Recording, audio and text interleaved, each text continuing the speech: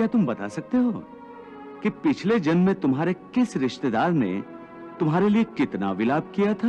नहीं केशव, ये मैं कैसे बता सकता हूं? मुझे तो ये तक याद नहीं कि वो कौन थे। जिस तरह तुम अपने पिछले जन्म को भूल गए हो, उसी तरह तुम अपने इस जन्म को भी भूल जाओगे। इस जन्म के रिश्तों का अर्थ तुम्हारे आने वाले जन्म में कुछ भी नहीं रह जाएगा। आज अभिमन्यु को तुम अपना पुत्र समझ रहे हो सकता है पिछले जन्म में वो तुम्हारा पिता रहा हो, या आने वाले जन्म में तुम्हारा महाशत्रु बन जाए।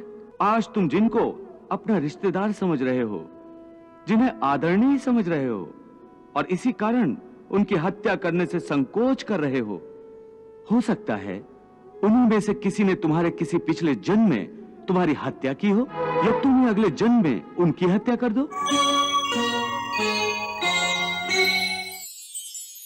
हे अर्जुन, ये रिश्ते शरीर के जन्म के साथ पैदा होते हैं और शरीर की मृत्यु के साथ मर जाते हैं। इसलिए इन रिश्ते नातों के चक्रव्यूह से बाहर आ जाओ।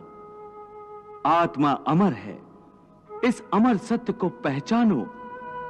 रिश्ते तो बदलते रहते हैं, इसलिए तुम्हें न रिश्तों से मोह करना चाहिए, न रिश्तों के टूटने का शोक करना चाहिए।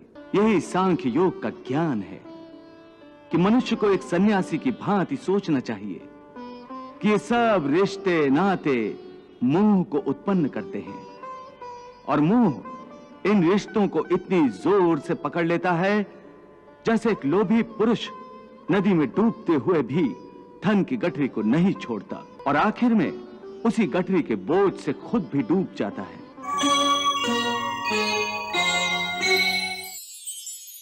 अपने मन को सन्यासी बनाओ और इस मोह के बंधनों को छोड़ो, और इस बात पर ध्यान दो कि इस समय तुम्हारा कर्तव्य क्या है, तुम्हारा धर्म क्या है, और उसी के अनुसार कर्म करो। एक तरफ तुम सन्यास की बात करते हो, सन्यासी की भांति सब नाते रिश्तों के बंधन को तोड़ने को कह रहे हो, और दूसरी ओर मुझे कर्म करने को कह रहे हो। ये दोनों बातें विरोधी हैं।